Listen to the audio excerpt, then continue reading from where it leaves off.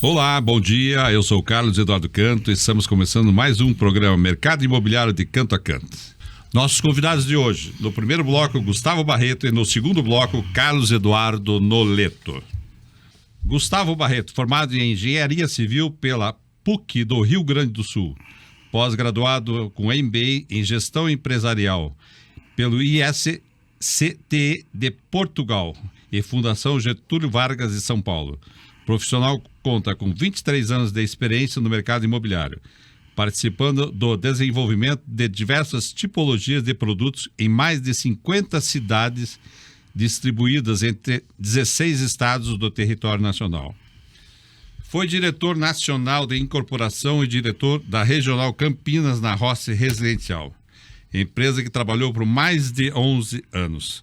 Atuou também como diretor de incorporação e CEO da Sense FISA, empresa direcionada a empreendimentos de alto padrão com a operação no Rio Grande do Sul.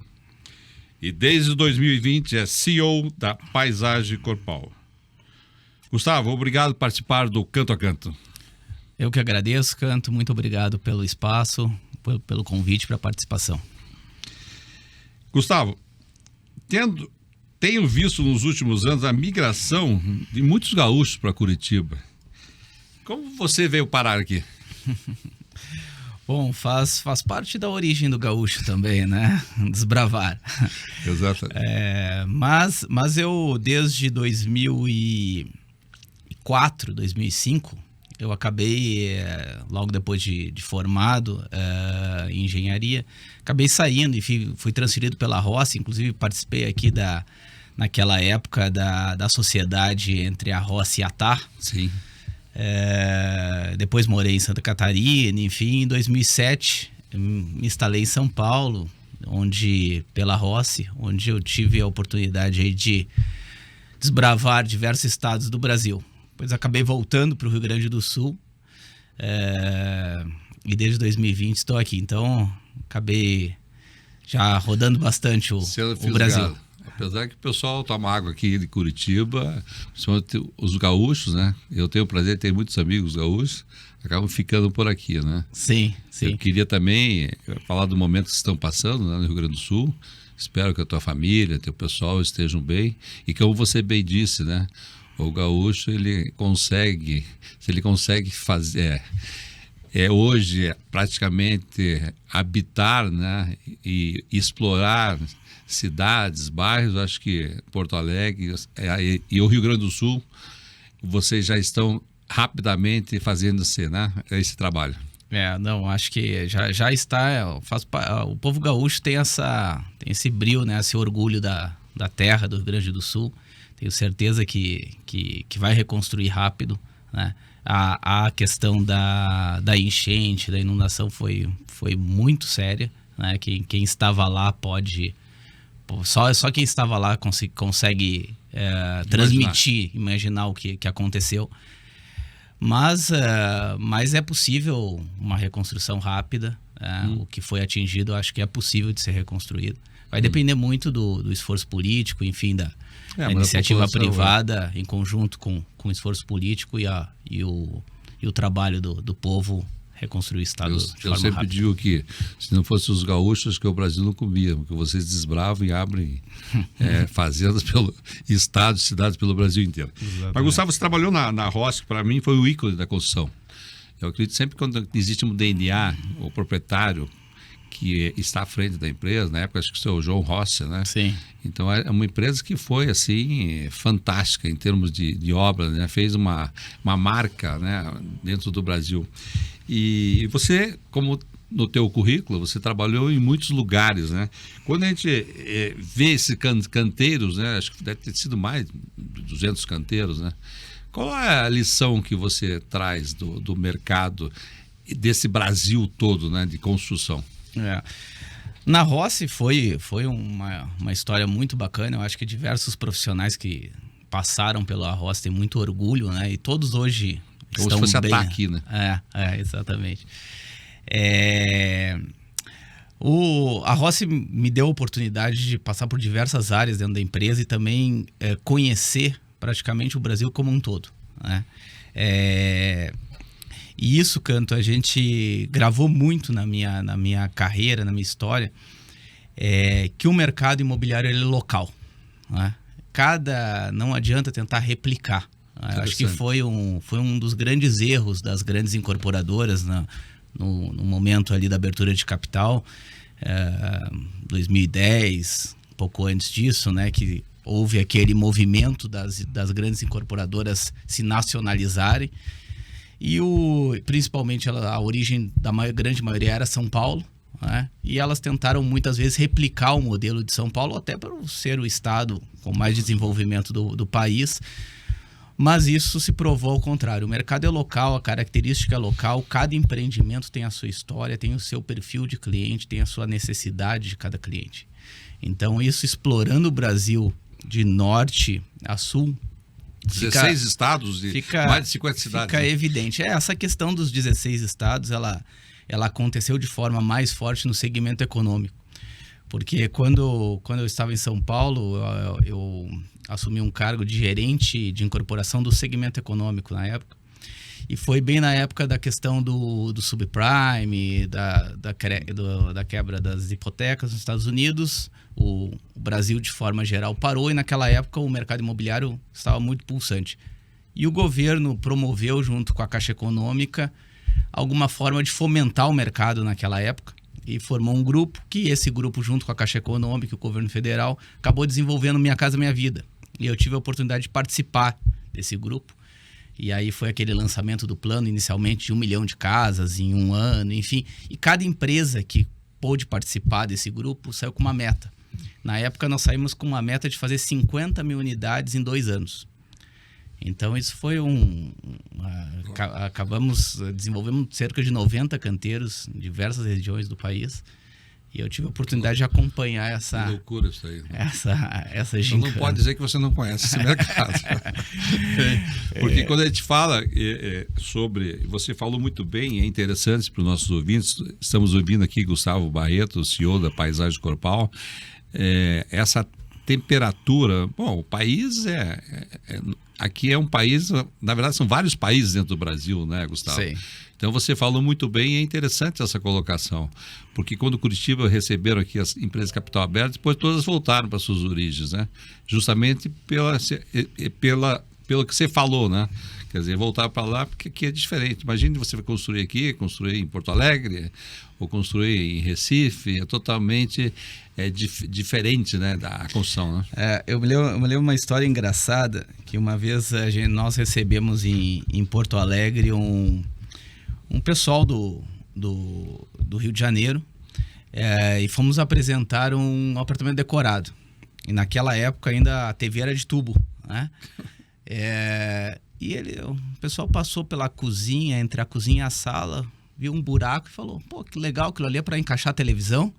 Aí assim, não, é a churrasqueira. Mas como? Churrasqueira na cozinha, entre a cozinha e a sala? E aí a gente, isso no sul, de forma geral, até certa forma normal, mas quando falar em Nordeste, uma churrasqueira dentro da sala da cozinha, é impensável, né? Então foi uma história que bem interessante. Dentro dessa linha, são curiosidades. Você lembra do teu primeiro projeto que você desenvolveu?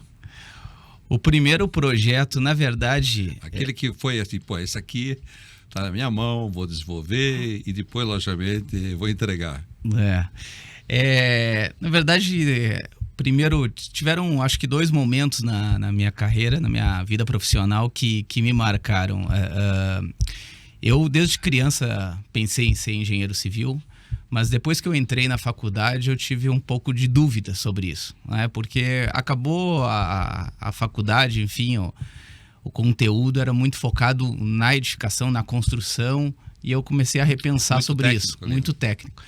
E acabei fazendo um estágio ou outro, e quando eu mudava de estágio, quando eu percebi, eu estava ao lado do dono da empresa falando de negócio, né? Falando em como viabilizar aquele negócio, qual era o perfil do público, qual era o custo de construção no todo, qual era a viabilidade. Só tinha um tino mais comercial. Naquela época chamava de incorporação. Então isso me marcou porque não foi um projeto em específico, mas foi uma forma de atuar, porque naquela época, que era no final aí dos anos 90, enfim, início dos anos 2000, não existia o profissional de incorporação. Essa era um papel, a não ser em São Paulo, no grande eixo, São Paulo, Rio de Janeiro, esse era um papel do filho do dono ou do dono, de viabilizar negócios, de pensar em negócios, de estruturar o empreendimento. Eram empresas familiares, que são a grande maioria até hoje, e esse papel era do dono, ele estava fazendo a transição para o filho. Então, quando eu me formei, e eu ia falar para os meus colegas o que eu fazia, um fazia estrada, outro fazia prédio, outro, naquela época, o banco, né? O mercado imobiliário ainda desaquecido, muitos engenheiros indo para a parte de banco. Eu falava que eu público, né? Trabalhava como incorporação, muitas vezes nem sabiam muito bem o que era isso. Então, acho que esse foi o meu projeto que mais me marcou. Atuar na área de incorporação quando não existiam profissionais nessa área fora do eixo de São Paulo. Mas quando você fala diretor, até para os nossos ouvintes, o que é o diretor de incorporação hoje, dentro do mar? É um cargo hoje cada vez mais importante, né?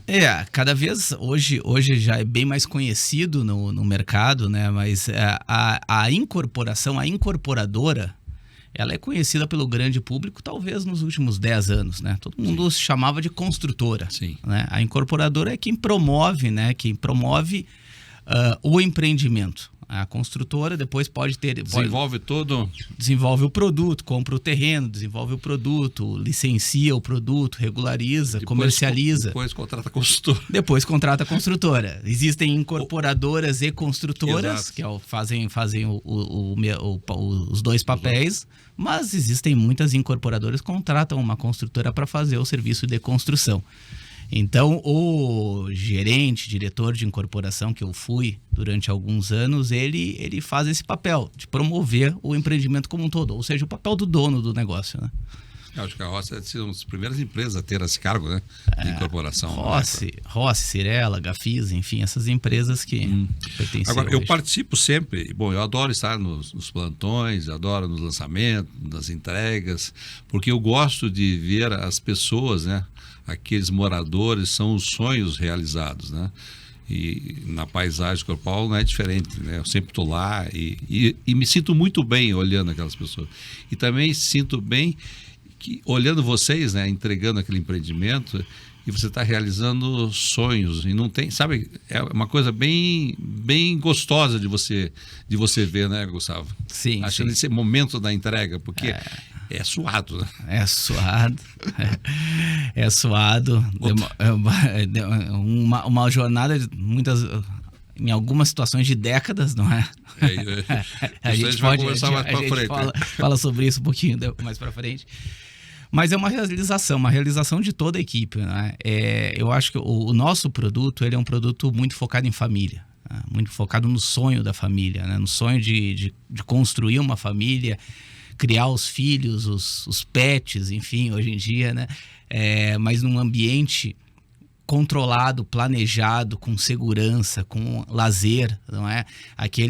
Aquela memória talvez distante de muita gente, dos filhos crescendo na rua, jogando bola no meio da rua, deixando a bicicleta na frente de casa de noite sem problema nenhum, talvez o carro dormindo com a chave na ignição, não é? A mãe saindo, gritando, chamando.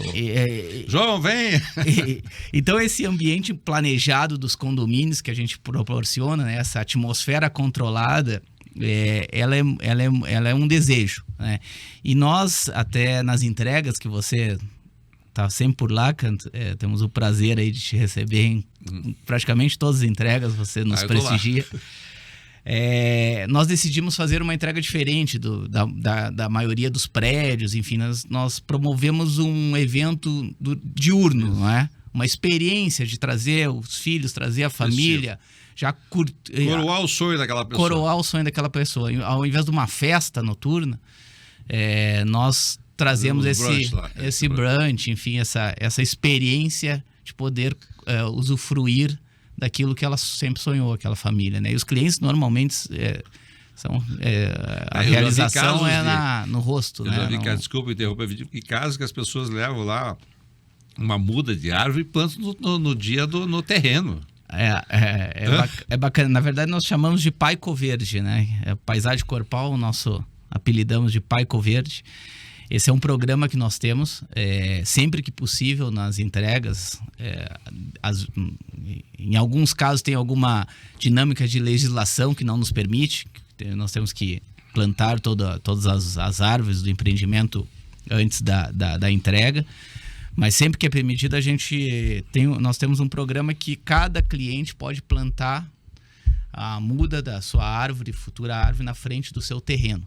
Né? E fica com uma plaquinha lá, enfim, ele plantou essa primeira árvore. Ali, tira foto, enfim. Eu achei isso aí sensacional, né? Muito... Isso daqui a 10, 15, 20 anos que aquela árvore vai estar grande, enfim, os filhos também, né? É uma coisa que marca a vida, marca a família, marca a história da família. Eu sempre digo aqui no programa, bom, eu amo o mercado imobiliário, amo essa indústria, e cada vez que eu vejo isso, esse diferencial que as empresas fazem, né? Para poder mostrar ao cliente aquela família realmente feliz que está ali. Agora, vamos falar da Paisagem Corpal. Quer dizer, conta um pouquinho a história da fusão da Paisagem Corpal.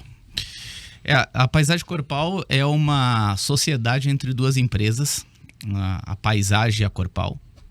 Essas duas empresas continuam existindo e operando, cada uma no seu segmento, né? A Corpal, ela também é uma empresa do mesmo ramo da Paisagem Corpal, que faz condomínios de lotes e loteamentos, né?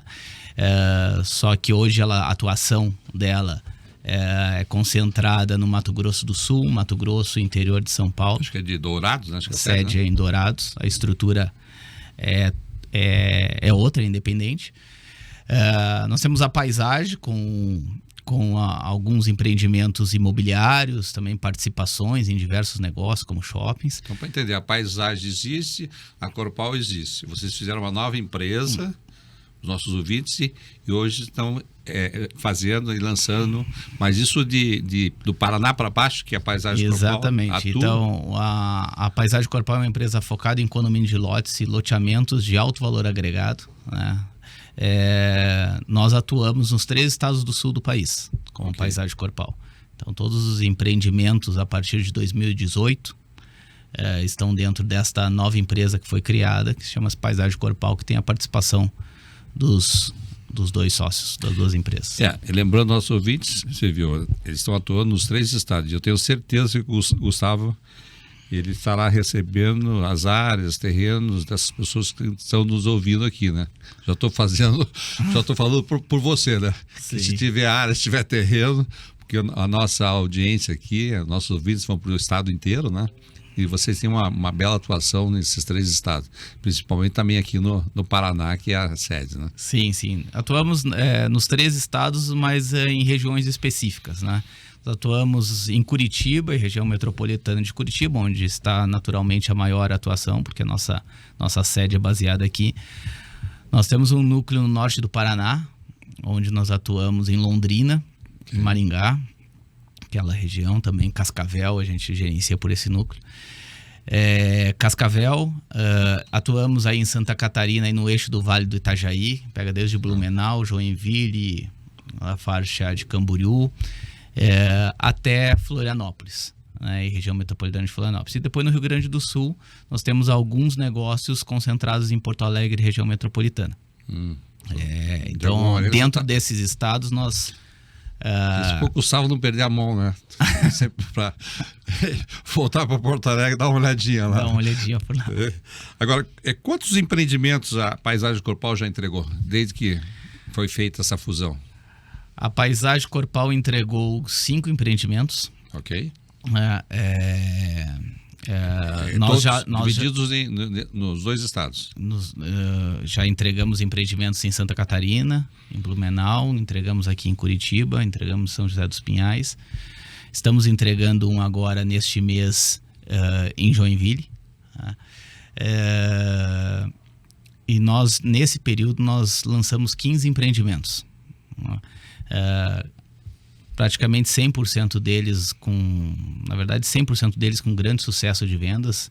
Alguns casos... Vende final de semana. Alguns casos com uma venda nos primeiros dias de lançamento, outros com um grande sucesso de vendas, um grande percentual de vendas, mas acontecendo durante aí o período de obra e a comercialização deles, mas todos entregando praticamente 100% vendido. A arquitetura, vocês têm uma equipe interna, procuram os arquitetos fora? Nós dividimos o empreendimento em dois, né? A parte de urbanização, que é a parte do desenho das ruas, do desenho dos lotes, da configuração urbanística do empreendimento, nós internalizamos. Então isso nós temos uma equipe interna para esse desenvolvimento dos projetos. A parte, no caso, quando nós temos clubes, área de lazer, paisagismo, tudo isso nós procuramos terceirizar para trazer um valor agregado para o produto, enfim, dar uma qualidade. Área de interiores, iluminação, enfim, toda a parte, também toda a parte técnica dos projetos de infraestrutura, tudo terceirizado. Vocês atuam em condomínios fechados, pelo que eu vejo. Agora, hoje, pelo Brasil, está proliferando os bairros, né? Esses condomínios, não são condomínios, os bairros estão se fazendo. Mas eu vejo que geralmente esses bairros são mais em periferias, né? Vocês não constroem, né? A paisagem vem de lote, não constrói. Mas não é ideia de vocês partirem também para fazer esse tipo de... Ou já estão pensando? Na verdade, Canto, foi bom até você tocar nesse assunto. Quando nós nos posicionamos como incorporador de condomínio de lotes e loteamentos de alto valor agregado, é justamente os bairros planejados, né? Nós lançamos o nosso primeiro bairro planejado este ano, em Camboriú. Na verdade, uma região que ficou... Em Camboriú, né? Balneário Camboriú e Camboriú. Mas ela ficou central em Camboriú, ela ficou numa região muito estratégica. Chama-se Jardins do Parque. E nós batizamos, nós temos uma linha de bairros planejados em desenvolvimento dentro da paisagem corpal, que nós batizamos de urbanicidade viva. Definimos alguns pilares para o desenvolvimento desses projetos, né?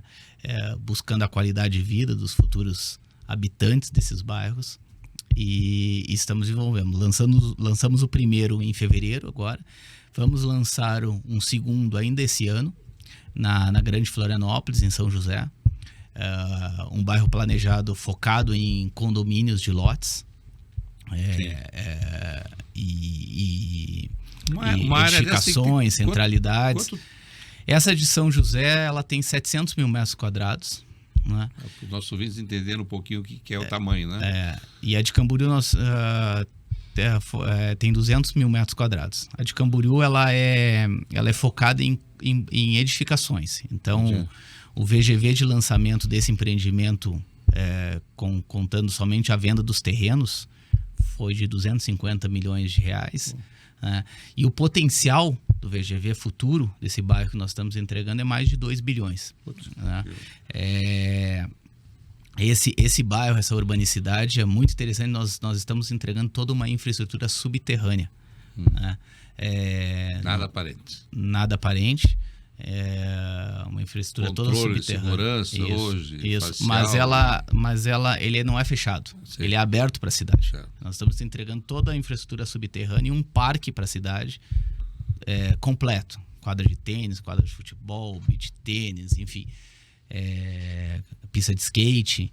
Então, muito bacana. E esse segundo em São José é um complexo de condomínios também, com algumas centralidades comerciais, torres, enfim. Um mix use dentro do empreendimento, que nós estamos preparando para o segundo semestre. Agora, Gustavo, tudo isso eu sempre digo que é maravilhoso, é lindo quando entrega, aquilo que a gente falou no começo. Mas existe um grande caminho para acontecer, né? E cada cidade tem um plano diretor, né? E eu sei de casos que levam até 10 anos aí para você adquirir uma licença, o que atrapalha e muito. E eu vejo que prejudica até o próprio comprador, né? Porque sai de um valor que você imagina e de repente você passou 10 anos, tem que, né? Reavaliar todo esse...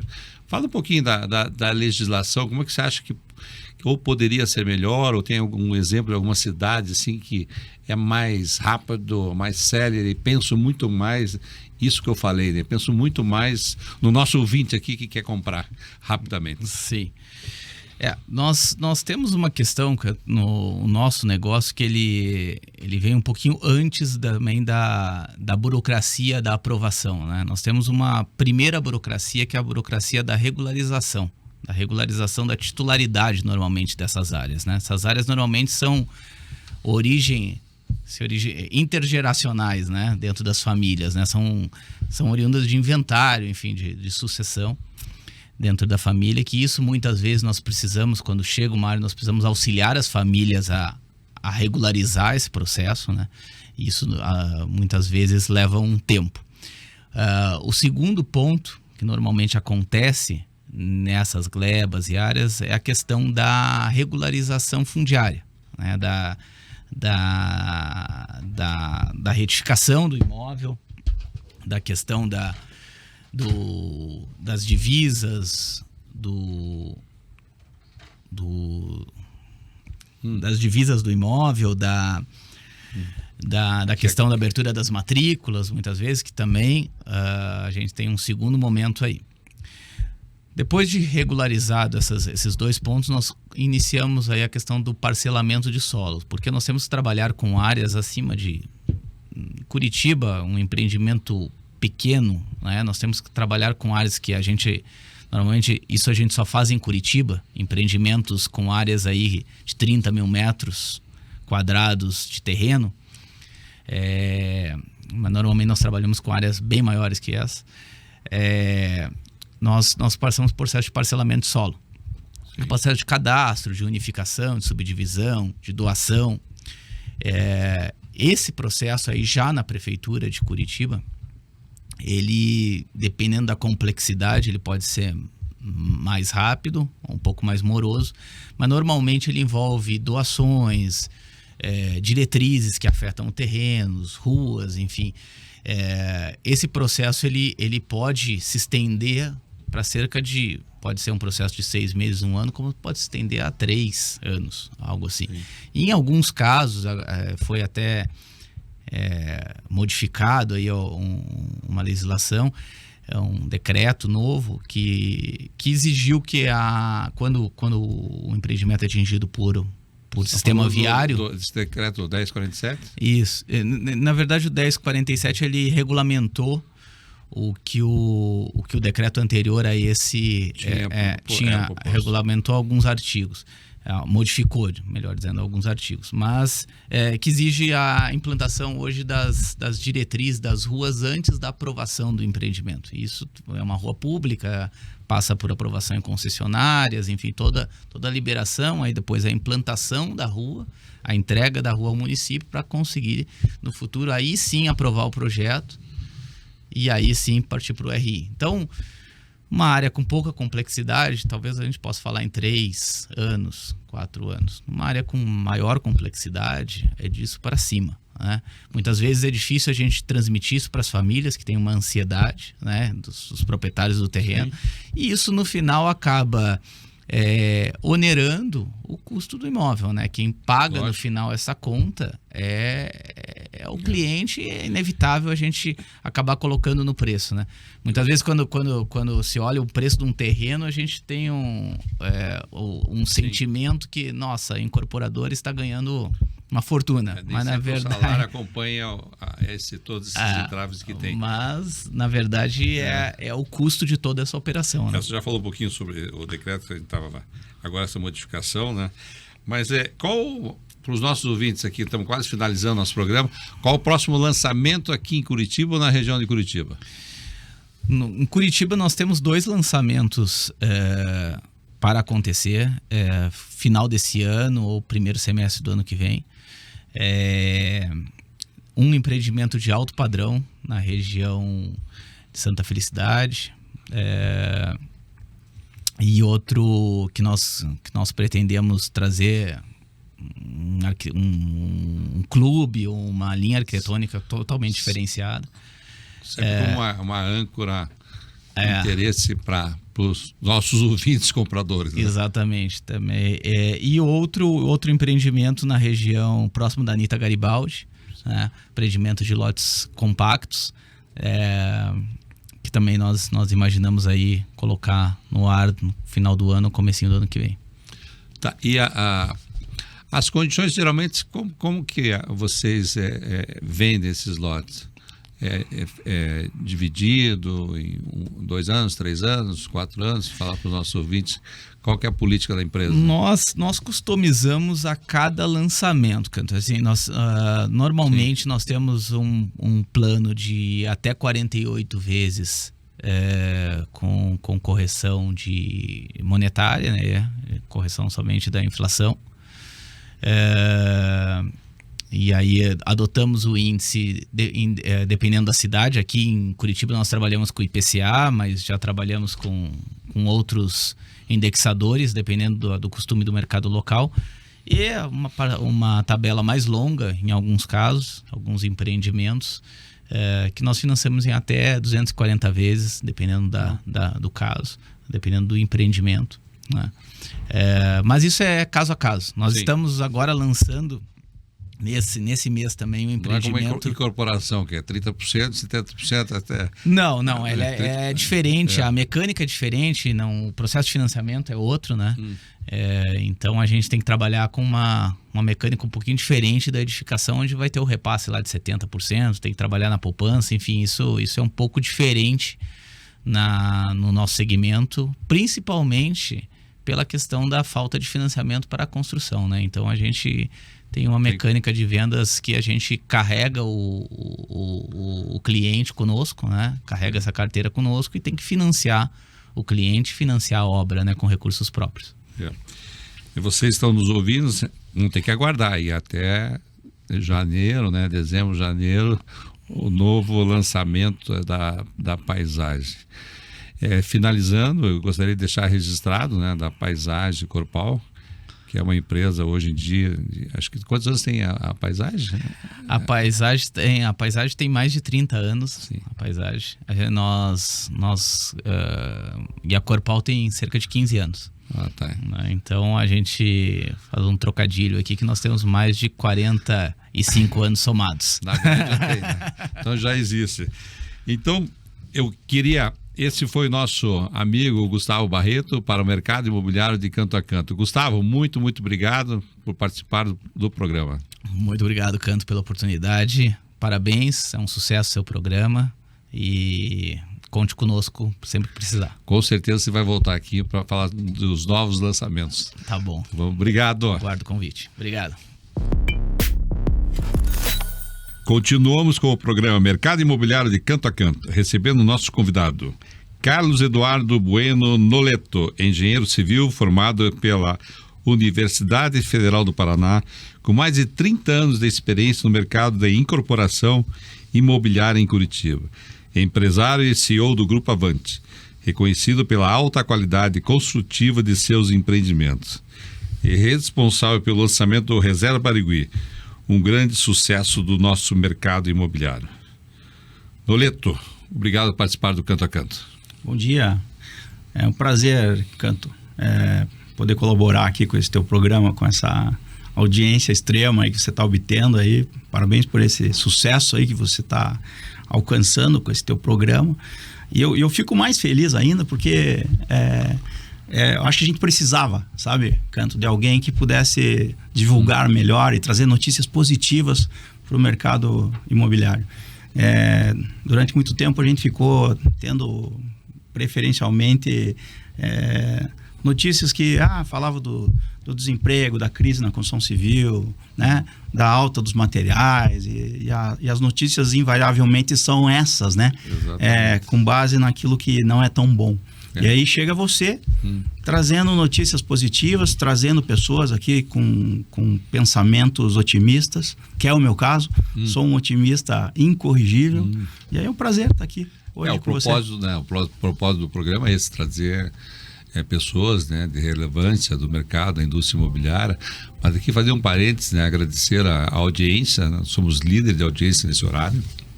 E também ao Grupo RIC, né, toda a sua diretoria, especial ao Leonardo Petrelli, que acreditou no programa e nos deu esse horário. E aí está sendo retribuído por vocês, nossos ouvintes. Então, mais uma vez, agradeço aos ouvintes essa audiência do programa. Obrigado. Manoleta, obrigado. Eu sempre gosto de fazer uma introdução. Você sempre quis ser engenheiro civil?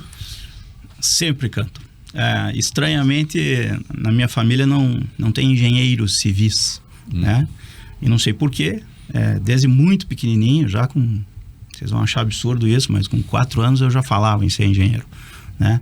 Meus avós, bisavós já contavam das histórias que eu falava para eles, que ia fazer um prédio para que tivesse todos morando naquele prédio e tal. E aí eu sempre me encantei com esse universo da construção civil. Quando pavimentava uma rua, passava por perto, ficava vislumbrando as máquinas, as pessoas trabalhando. Esse universo sempre me agradou. E aí essa ideia sempre teve fixa na minha cabeça de ser engenheiro civil. Quando você... Geralmente as crianças querem ser médico, bombeiro, policial e tudo mais. Porque para ser engenheiro também tem que ser bom em cálculos, né? Tem que ser bom em matemática. Você era bom em matemática na escola? Não bastaria ter só a vontade de ser engenheiro, né? Eu sempre fui um aluno aplicado, né? De certa forma tive alguma facilidade também, né, nesse período escolar aí por não ter problemas aí de estudar. A matemática nunca foi problema para mim. E no segundo grau, quando a gente descobre a física e passa a entender algumas outras coisas, só aprimorou essa minha vontade de ser engenheiro, né? E sabe, Canto, uma coisa bacana que eu sempre digo todo engenheiro civil ele é um bom administrador, né? E eu acho que, em suma, é isso que importa para mim, sabe? Então, quando eu decidi ser engenheiro, na verdade, eu também tinha essa vontade de ser um bom administrador, de gerenciar pessoas. Sempre foi fácil para mim ter bons relacionamentos, né? E relacionamentos duradouros, né? E é isso, ao longo de uma obra você tem que cativar as pessoas, motivá-las a fazer determinadas atividades. E aí, na construção civil, veja, uma das maiores dificuldades é que a gente lida com pessoas de baixa escolaridade, né? E aí você motivar essas pessoas tem que ter realmente dom para isso. Motivar com isso. Você antes vamos entrar depois no Grupo Avante, mas você trabalhou como engenheiro? Sim, Canto. Em outras empresas? Sim. Foi a tua história? Veja, eu me formei dentro da Encol. Já no primeiro ano de faculdade eu fui batalhar atrás de um estágio e tive a sorte de ser estagiário da Encol, né? Uma empresa fantástica que eu sempre digo que não quebrou por conta da técnica. Não, a técnica era fantástica. Quebrou justamente por conta da má administração, né? Mas foi uma escola fantástica. Eu me formei dentro da Encol, né? Meu sonho era ser superintendente da Encol, né? Sempre sonhei grande, né? E coincidentemente eu falo com 2 pessoas que eram da Encol, o Carlos Cade, que hoje é presidente do Sinduscom, né? Sim, era o superintendente na época, quando eu era estagiário, engenheiro. A Raquel, que é da Sinduscom de Londrina, também. Né? Ela também era da Encol. Então teve a Encol formou profissionais aí para as mais variadas áreas aí, né? Hoje tem profissionais que eram da Encol que estão em outras importantes empresas aí espalhadas. Como se fosse traçar um paralelo dos nossos ouvintes, a Encol nível de Brasil, né? É como se fosse a ATA hoje a nível regional, né? Que também formou... Sim, mas a Encol foi a maior empresa de construção civil da América Latina, né? E aí, para alguém que estava buscando uma formação como eu, não poderia estar em melhor lugar, né? E aí, lá eu me dediquei muito, aprendi muito dentro da empresa, me especializei na construção de edifícios, né? Esse sempre foi o meu métier. E aí, em 98, começou a passar por dificuldades a Encol, e eu entendi que aquele universo era perigoso, né? Tinham mais de 60 edifícios sendo feitos simultaneamente na regional aqui de Curitiba, Joinville, Blumenau, Florianópolis, Camboriú. E eu entendo que na construção civil o céu nunca pode ser o limite, tá? Nunca. Tem que ter limite para as coisas. Tem que ter análise de mercado, tem que ser algo regrado. E aí entendi que aquele horizonte não era agradável. E a bancarrota Lógico, estava viria, próxima. daí E aí saí, fui trabalhar numa empresa chamada F. Bertoldi, que não existe mais também. O Fernando Bertoldi, ele incorporava aqui em Curitiba e em Guaratuba. Tinham áreas fantásticas lá em Guaratuba. Eu era um engenheiro aqui de Curitiba, fiquei quase 4 anos lá. E aí um belo dia me deu um estalo na cabeça e eu me achei um engenheiro incompleto. Porque por mais que eu tivesse feito vários edifícios, eu só sabia fazer edifício. E que engenheiro é esse que só sabe fazer edifício? E aí saí do ramo imobiliário e fui trabalhar numa empresa onde a engenharia ela era a mais variada possível. Então fiz correia transportadora no Porto de Paranaguá, fiz silo para Votorantim, alguns, fiz obras viárias, reformas de prédio da Anatel em Florianópolis. A engenharia passou a ser completa na minha vida daí. Só que é bom tratar disso, né? A minha vida pessoal praticamente inexistia, né? Eu vivia viajando, né? O meu escritório era dentro de uma Saveiro, né? E entendi que, poxa, cara, você tem que dar atenção para essa vida pessoal, para tua família. Não cultuava essa presença junto aos meus pais, né? E aos amigos, a vida social quase que não existia. E aí, o que me pareceu viável, voltar para a construção de edifícios, que era algo que sempre foi prazeroso para mim. Como engenheiro, eu já me sentia completo. Aí que você montaram a Avante. E aí montei a consultora Avante num ambiente de crise ainda, porque a construção civil ainda estava na crise ali, que se estendeu desde do crack da Encol em 98, mas é uma crise que se estendeu, e foi a 2002, 2003, a crise. E a Avante foi montada nesta crise, em 2003. Eu me lembro de você, acho que uns 15 ou 20 anos, 18 anos atrás, de uma obra que você estava fazendo ali para Neubal. Neubal, na Itupava. Na Itupava. Foi a primeira vez que eu encontrei você, cara. E eu vi, naquela época, falando para os nossos ouvintes, eu já via, falei, pô, mas esse cara aqui é diferenciado, né? Ele me explicou tão bem na época, que não era uma construção tradicional, né? Era uma construção, né? Não era as paredes de tijolos. Eu fiquei impressionado, né? Com o método construtivo, né? Então foi naquela época que eu te conheci, que eu fiquei surpreso e comecei a admirar a tua pessoa como engenheiro. Depois, logicamente, nesse tempo todo. Mas conta um pouquinho como é que foi nessa época você colocar na cabeça das pessoas, se foi lá o Jaime, se foi você, enfim, essa obra que está lá até hoje. Essa obra ali na Itupava, está até hoje, de passar lá é uma obra linda, né? A gente precisa sempre sair da vala comum, né? Você construir com a mesma engenharia, sempre, sem quebrar alguns paradigmas, para mim não me parece uma ideia razoável, né? E a construção civil tem disso, ela às vezes fica presa aos métodos construtivos que são tradicionais e que estão ali consolidados, e a chance de dar algum problema é mínima, né? Porque meu avô já fazia assim, meu bisavô já fazia assim, e eu vou fazer assim também.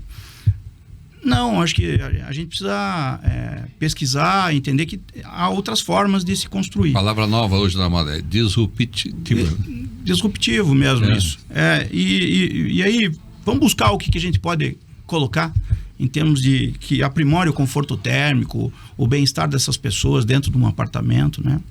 E já tinha sido feito um edifício por nós, foi um dos primeiros que fizemos, chama-se Edifício Le Club, atrás do Curitibano, onde a presença das contraparedes de drywall, as lajes planas protendidas, todo esse isolamento térmico, acústico, já era presente. No caso, esse incorporador do Itupava House, no Itupava House eu não fui incorporador, eu fui só gestor, só construtor. Ele comprou a cobertura do Le Club, morava no Le Club. E eu costumo dizer, quando você entra num apartamento nosso, eu digo para os nossos clientes que ele vai andar de bermuda no verão, mas no inverno também, por conta do conforto térmico e tal. E aí essas técnicas construtivas eram aprazíveis aí para o Jaime Início, quando ele resolveu incorporar num terreno da família, na Itupava House, e fizemos ali na rua Itupava, fizemos o Itupava House. Ele fez questão que nós trouxéssemos todas essas técnicas construtivas, que eram correntes nossas já, e aí nós aparelhamos o Itupava House com o nosso melhor padrão construtivo, né? E foi lá que nós os conhecemos e veja, os clientes... É diferente de você falar as coisas, tem uma diferença quando o cliente fala por você, né?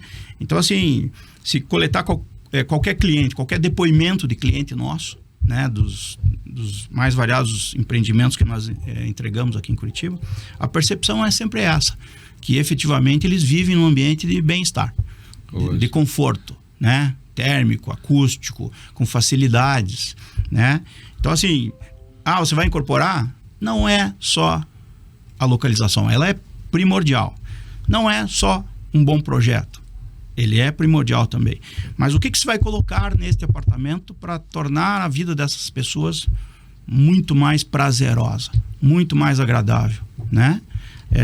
E aí entra a engenharia de qualidade, a engenharia de alto padrão, né?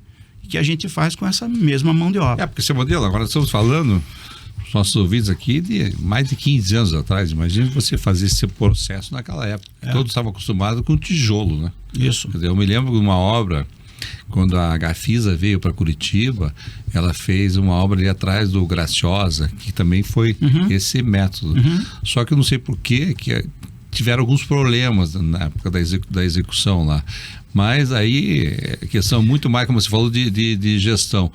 Mas eu vejo que de lá para cá, você está sempre inovando. Você é um engenheiro, né? Hoje, como você falou, está à frente de um grupo, mas está sempre inovando em modelos, né, novos para poder trazer esse conforto para o cliente. Isso é um diferencial do Grupo Avante, que o CEO, o proprietário, que sou eu aqui, também sou um apaixonado pela engenharia, sou engenheiro civil, né?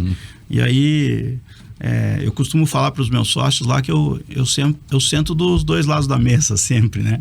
Como construtor e como incorporador. Dois chapéus. Como incorporador, né? Eu entendo que também o equilíbrio das coisas, dos custos, isso tem que ser muito levado em consideração.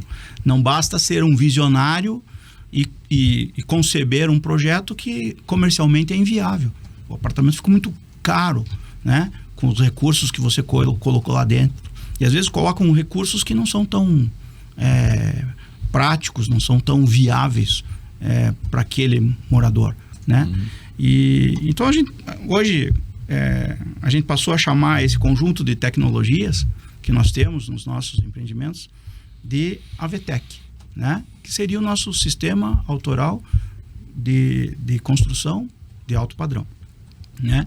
E a gente tem hoje lá no próprio plantão lá do Reserva Barigui, nós fizemos questão de fazer uma sala da AVTEC lá, onde a gente demonstra nosso sistema de impermeabilização com lama, com manta vinílica, o isofóil que está nas paredes oeste e norte dos apartamentos, refletindo ultravioleta, isolamento de tubulações com lã de vidro, toda essa facilidade de personalização que nós colocamos também nos nossos empreendimentos, né? A laje plana protendida permite que você coloque a parede divisória onde você quiser, suprime quartos, suprime os ambientes, aumenta os ambientes. E aí você tem um nível de personalização máximo. Isso também é confortável, isso também é agradável para o cliente, né? Você vende um apartamento de 4 quartos, mas se ele quiser transformar em 3 quartos, em 2 quartos, né? Se ele quiser aprimorar a dinâmica interna do apartamento, com facilidade ele faz isso. Graças a esse modelo. Todo esse modelo de engenharia na Avante, ele é baseado basicamente no quê? Na laje plana protendida e nas paredes divisórias em drywall. Esse nível de personalização, graças a esse sistema, ele é máximo. Quando a gente fala sobre modelo de construção, você está falando aqui num modelo que você praticamente desenvolveu, né? Mas eu vejo hoje no Brasil, até estava conversando numa outra entrevista, falando sobre as normas técnicas do Brasil que são aprovadas, né? E eu perguntei se o Brasil é adiantado. Falaram que as normas técnicas são muito boas no Brasil. que quando eu ia visitar meus filhos que moravam em Houston, lá no Texas, eu sempre fui curioso da construção civil. Ia naquelas casas de 1.000, 1.500 metros quadrados, todas feitas por drywall. Daí ficava imaginando, pô, peraí, vem aqui uma região de ventania, de furacão, região de, enfim. Falei, pô, isso aqui deve levar. E hoje os Estados Unidos é muito feito, né, em cima dessa maneira. Mas a construção no Brasil, ela tá nessa linha, porque sempre pergunta a questão do custo, né? Por exemplo, o aço, ele não é feito um prédio em aço, que ele é muito mais rápido, mas daí o comprador, ele tem lá 3, 4 anos, então é feito dentro de um fluxo. Você acredita que a construção do Brasil, ela está muito adiantada? Veja, Canto. Primeiro, lá no início, obrigatoriamente nós tínhamos que nos apoiar nas normas americanas. Não existia a normatização, né, para as paredes em drywall. No início, lá atrás, há mais de 20 anos atrás, não tinha nem a facilidade de você comprar a bucha para drywall. O drywall é americano? É um produto que veio... Ele se estabeleceu com muita força nos Estados Unidos, mas ele é usado também na Europa. Sim. Né? Mas a origem dele começou mais lá. Nos Estados Unidos. Tá? Mas ele é utilizado e no Brasil foi o Noleto. Não vou me instituir o pai do drywall, porque eu não sou. Tiveram outros. Você foi um dos primeiros a utilizar. Sem dúvida. A duras penas, né? Não. Porque. E deu certo, né? Faziam a comparação de. Eu cheguei a entrar num plantão de eventos, que eu não vou dizer de quem era. Mas em cima da mesa tinha uma parede feita de tijolo. Tijolo deitado, assim, com rebocão de todos os lados. Essa parede dava uns quase 20 centímetros, assim. Então estava assim na mesa do corretor, uma parede de 20 centímetros de tijolo, pesado, e aqui do outro lado uma paredinha de drywall, com seus 9 centímetros, 7, tá? Com gesso acartonado e tal. E o corretor, na hora de atender o cliente, dizia assim, veja, isto aqui é o que a gente vende, né? 20 centímetros. Isso aqui é o que estão tentando vender por aí. Ok? Que daí tinha barulho de oco e tal. Mas veja, né? Só aqui já tem um negócio fantástico, que é uma argumentação muito boa. Eu consigo chegar no mesmo isolamento acústico e térmico daquela parede de 20. Uma parede de 6. Numa parede de 7, colocando lã de vidro com densidade adequada dentro dessa parede. E eu supero até o isolamento acústico desta parede de 20 centímetros. Só que essa parede de 20 centímetros, quando eu comparo essa área que ela ocupa dentro de uma planta de apartamento, nós estamos falando em 13 centímetros a mais num perímetro todo de paredes. Então, assim, quando eu faço essa paredona divisória de tijolo, eu consumo a área privativa do apartamento. Sobra menos área útil para esse apartamento. São armários menores, são fluxos, né, de pessoas menores dentro da unidade. Às vezes eu elimino o pé de cama daquele apartamento, daquele quarto. O quarto fica diminuído em 13 centímetros em todo o perímetro. E aí eu tenho dificuldade de... Eu já entrei em apartamentos decorados, Canto, onde a cama tinha sido cortada. Para poder dar a noção de que tinha um pé de cama ali, que as pessoas podiam passar. Cortaram o colchão. A área de vassoura realmente diminui. É maior que o drywall. Então, o problema acústico, isso hoje respondendo de novo, né, a tua pergunta, hoje, com as normas brasileiras, essa aprimoradas, né? Aprimoradas, estabelecidas, essa evidência, que era algo subjetivo na época, para muitas pessoas, ela se tornou normalizada, né? Ok, realmente essa parede de 7 com lã de vidro dentro, ela permite um isolamento acústico superior à parede de tijolo, né? E veja, né? A gente levou isso só nós que fazemos. Nós fomos além das paredes divisórias, nós também fazemos contraparedes de drywall. Então as paredes perimetrais são em bloco de concreto. E aí, internamente, eu não tenho emboço, não tenho chapisco, não tenho essa massa. Eu tenho o drywall.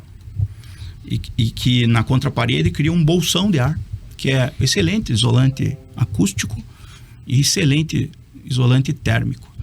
Para nós aqui, curitibanos, bons curitibanos que somos, né? O sol de oeste, que tanto nos agrada, o sol de norte, que esquenta as paredes, quando você está dentro de um apartamento equipado com as nossas contraparedes, a gente consegue bloquear o ultravioleta do sol. Então, o que acontece? O apartamento ele demora a esquentar no verão, e no inverno ele demora a perder o calor obtido, seja com ar-condicionado. Você está confortável os 365 dias por ano. Você tem isso, esses gradientes térmicos, eles são muito homogêneos, eles são equilibrados ao longo de todas as estações do ano. E é mais caro? Tem que ser inteligente, tá? Se você comparar só o sistema drywall com a alvenaria, velha e boa alvenaria, se comparar os dois, ainda o drywall é mais caro. Já foi mais. Ainda é. Mas quando você equipa o apartamento tudo isso com que paredes... Falou, é confortável, né? Mas quando você equipa o apartamento com paredes divisórias em drywall, a superestrutura fica mais leve. E se fica mais leve, e usando as lajes planas protendidas, você vai economizar em pilares. Vão ter menos pilares. Menos pilares significa menos blocos de fundação. Menos fundação. E aí, entenda onde que reside a inteligência disso. Você vai buscar a economia em outros lugares. Ok? A parede de drywall também ela é parafusada. Então, aquele desperdício de chapar massa, de massa no chão, joga fora, e corta a parede para embutir cano. E acaba... Isso é drástico demais em função de desperdício na construção civil. Então, eu reduzo o desperdício, eu reduzo a fundação, eu reduzo o número de pilares, eu reduzo a superestrutura, fica algo muito mais leve. As garagens ficam mais confortáveis, menos pilar numa garagem, né? Eu já entrei em subsolos que o sensor do carro não parava de apitar. De tanto pilar que tinha, para frente, para trás, para o lado, né? Se você entrar nas nossas garagens, isso aí é muito mais confortável. Nós estamos conversando aqui com o Carlos Eduardo Noleto, CEO da Avante. Como ele disse no começo, aquele menino que tinha 4 anos, queria ser engenheiro civil, apenas só que ele só constrói para ele, né? Nossos ouvintes aqui podem querer contratá-lo, né? Toda essa tecnologia, mas pode ser que vocês se convençam ligando para ele. Mas vamos entrar agora aí nesses últimos minutos, que é no Reserva Barigui, que ele é maior em tudo, Noleto. Quer dizer, assim, lá atrás, ninguém poderia imaginar, nem você, que você ia fazer o maior empreendimento de Curitiba em tudo. Quer dizer, hoje em dia... para quem não conhece, que vale a pena conhecer, inclusive nós estamos aqui no sábado, passar agora no sábado, em frente ao Parque Barigui. É um terreno que tem 345 metros de frente, 92 mil metros quadrados, então é espetacular, é único, não tem outro terreno em Curitiba. Ele é grande em tudo, é maior em tudo, são mais de 700 unidades, entre comercial, lojas, enfim, construção, ele vai explicar um pouco mais. Agora, o VGV dele, quer dizer, hoje é um empreendimento mais de 1 bilhão e 200 milhões, quer dizer, então, meus amigos, ele é maior em tudo. Então, conta um pouquinho desse empreendimento, como é que nasceu essa ideia, falou, peraí, isso aqui tem que fazer. Vou fazer e pronto, acabou. Veja, né, sucintamente. Esse terreno veio para nós graças a uma amizade muito grande que eu tenho com o arquiteto Luiz Bacotini, que jogava bola num dos campos de treinamento lá do Joel lá. Do Joel, né? Tinham 2 campos de treinamento, onde os atletas do Malutron, que depois virou só J. Malucelli, que carinhosamente os curitibanos chamavam de Jotinha, né? Num dessas ocasiões, o Luiz Bacotini foi abordado pelo Joel, dizendo, poxa, eu tô entendendo que tá ocioso, já não tinha mais o time de futebol, essa área toda aqui tá ociosa, será que você não indicaria alguma construtora de Curitiba que pudesse incorporar e dar uma ideia do que dá para fazer nesse terreno? E aí, em função dessa amizade de anos com o Luiz Bacotini, já tinha alguns projetos aí similares, não na mesma magnitude do Reserva Barigui, mas similares em termos de projeto. E aí já tinha grupo de investidor até já envolvido nisso, né, em outros projetos. O Luiz falou, não, João, tenho. A gente consegue indicar aqui a construtora Avante e tal. E aí, quando veio essa maravilha desse terreno, né? De frente pro parque mais memorável que nós temos aqui em Curitiba, né? Do lado do Parque Shopping. Do lado do Parque Shopping, com acessos os mais variados possíveis. Imediatamente esse prazer da engenharia já despertou em mim uma vontade de fazer o que pudesse ser feito de melhor ali. E aí já começamos a arriscar com o apoio do próprio Luiz Bacotini e concebemos o Reserva Barigüi, entendendo que o terreno tinha 3 níveis primários, né?